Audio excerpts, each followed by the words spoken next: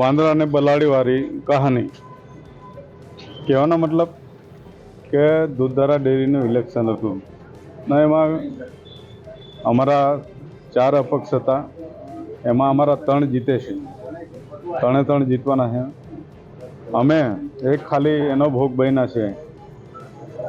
પતંગ અને રોલર બંને લડાવવા પડ્યા ને એની અંદર બલાડી જેવો ઘાટ થયો કે બંને વેચાયા ને એના પછી આમને 117 મત મળ્યા અને મને 76 મત મળ્યા છે અને પતંગને 97 મત મળ્યા છે. પણ મને સંતોષ છે. જ્યારે મેં ફોર્મ ભરેલું હતું ત્યારે હું મારા 1 મત માટે મને સંતોષ હતો. હું મારો પોતાનો 1 મત કાઢીશ, 0 નહીં આવવા દેવાનો. ના, અમારી હિંમત છે વર્ષોથી. ડેડિયાપાડાની અંદર ધારાસભ્ય તરીકે હું 4 વાર લડ્યો છું, 2 વાર હાર્યો છું, 2 વાર જીતો પણ છું. એટલે અને અમે વર્ષોથી શીખ્યા છે. અમારી નૈતિકતા છે અને આવનારા સમયમાં ડેરીની અંદર સારો વહીવટ થાય.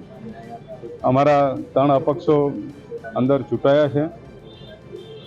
અત્યારે જે મહિલા અનામત છે એમાં પણ ચૂંટાશે તો એની અમે ચોકીદારી કરીશું અને અમારું ધ્યાન રહેશે કે અમે ઘનશ્યામભાઈ સાથે આટલું કામ કર્યું છે ઓર અમે સાથે કામ કરીશું. આવનારા ઇલેક્શનો આવશે, ઇલેક્શન આવતા જતા રહે છે, પણ નૈતિકતા સમાજ માટે એ છે. પણ જે લોકો ખોટા અંદર ખોટું કામ કોઈ બી કરશે એને અમે ચલવી નહીં લઈએ. કે આ લોકો માથે ભારા બાંધીને દૂધ ઉત્પાદકો મહેનત કરે છે. જે રીતે આની અંદર જે થયું છે અમુક વસ્તુ કે જેને વહેંચણી ખરાબ ઘણું થયું છે આની અંદર, તો એની અંદર નિર્દોષ માણસો મરી જતા હોય છે. પણ કંઈ વાંધો નથી, લોકોને શીખવાનું મળ્યું છે. ભરૂચ જિલ્લોની અંદર સહકારી માળખું શું છે હવે લોકોને ખબર પડી ગઈ છે. જ્યારે પણ ઇલેક્શનો થશે એ ચાહે સુગંધનો હશે, ચાહે ડેરીનો હશે, એપીએમસીનો હશે કે પછી કોઓપરેટિવ બેંકનો હશે, હવે પછી 2 પેનલ લડાતી રહેશે. ને ઘણા મતદારોએ એવું કીધું કે આવું ઇલેક્શન આવવું જોઈએ. આ 17 વર્ષે ઇલેક્શન આવ્યું, અમને બી ફાયદો થયો, કંઈ વાંધો નહીં, પણ ખોટા મતદારોને નુકસાન નહીં થાય એ બધાએ આપણે કાળજી રાખવાની છે. ભરૂચ દૂધધારા ડેરીની ચૂંટણીના મહાસંગ્રામમાં ઘનશ્યામ પટેલની પેનલનો વિજય થયો છે. આપણે ઘનશ્યામભાઈ પટેલને પૂછીએ કે કેવી રહી ચૂંટણી અને શું રહ્યા એના પરિબળો. ઘનશ્યામભાઈ, ફરી આપણી પેનલે એકવાર ક્લીન સ્વીપ કરી નાખી છે. શું કહેશો ચૂંટણી અને તેને સમગ્ર જે ચાલી રહ્યું હતું આગળની બધી પ્રક્રિયાઓ એના વિશે? જુઠ્ઠા લોકોના જુઠ્ઠાણાનો પર્દાફાશ થયો છે. સત્ય પરેશાન હોતા હૈ, પરાજિત નહીં. મારા મતદાર ભાઈઓએ અમારી પર વિશ્વાસ મૂક્યો છે. ભારતીય જનતા પાર્ટીના અધ્યક્ષ CR પાટીલ સાહેબે પણ અમને વિશ્વાસ મૂક્યો, મેન્ડેટ આપ્યા. રત્નાકરજી સાહેબનું અમને માર્ગદર્શન મળ્યું, હૂંફ અમારી પ્રેમ મળ્યો અને મતદાર ભાઈઓ એને જે કોઈ પણ જાતના ડાબ દબાણ, ધાક ધમકી, પૈસો, પ્રલોભન આ બધાથી દૂર રહીને જે મતદાન કર્યું એ મતદાનનું પરિણામ આજે આપણે જોઈ રહ્યા છે. મને મારા મતદાર ભાઈઓ પર વિશ્વાસ હતો કે એ ફરી પાછું સુકાન આપણી પેનલને સોંપશે. મેન્ડેટને લઈને અને જે બીજા વિવાદો ચાલ્યા હતા એ કોંગ્રેસના ઉમેદવારો છે તે વિશે આપણે શું કહેવું છે? જો એ બધી વાતો જુઠ્ઠા લોકોના જુઠ્ઠાણા હતા. મેન્ડેટ વિશેની વાતો ઘણી બધી થઈ ગઈ. આજે ફરી પાછી એ જ વાત, જેને મેન્ડેટ મળ્યો તો એ પણ જીતી ગયા, વગર મેન્ડેટના લોકો પણ જીતી ગયા છે. એક પણ ઉમેદવાર જીતી ના શક્યો સિવાય કે બિનહરી, પણ એ પણ આપણે મેન્ડેટને અનુસરી ભાજપના પાર્ટીના પક્ષને માન આપીને આપણે જે કર્યું તો એ વિશે કે ફરી પેનલની જે રહી સામે આપણી સામે તમામ પ્રકારની ભૂમિકા એમાં આપણે જો મતદારોને કોઈ પણ જાતના દાબ દબાણ વગર આપણે પ્રેમથી વાત કરી હતી કે મારો વહીવટ આપને પસંદ હોય તો મતદાન કરજો, મત આપજો. અને આ મતદારોએ આપણને ખૂબ પ્રેમથી આ મતદાન કરીને જીતાડ્યા છે. એમનો જેટલો આભાર માનીએ એટલો ઓછો છે. ભારતીય જનતા પાર્ટીએ પણ અમારી પર જે વિશ્વાસ મૂક્યો છે એ બદલ અમે પાર્ટીને પણ આભારી છે અને આ યશ અમારી પાર્ટીને જાય છે. હવે આ જીત પછી આગળ આપણે ડેરીને માળખાગત સુવિધા વધારવામાં કે એનું રોડ મેપ શું હશે આપણે?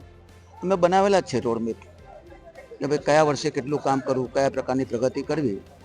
અમે 28 કરોડના ટર્નઓવરથી 1000 કરોડનું ટર્નઓવર સુધી લાવ્યા છે. હજુ પણ તબક્કા વાઇઝ એને અમે પ્રગતિમાં લઈ જઈશું. જિલ્લામાં આગામી સમયમાં જે સરકારી ક્ષેત્રે ચૂંટણીઓ આવવાની છે એમાં હવે આપણું શું રહેશે? આ બોલાવો. મારી ભારતીય જનતા પાર્ટી જે આદેશ આપે તે મુજબ મારે કામ કરવાનું છે. 1982થી ભારતીય જનતા પાર્ટીના કાર્યકર્તા તરીકે હું કામ કરતો આવ્યો છું અને હજુ પણ એ જ કામ કરતો રહીશ.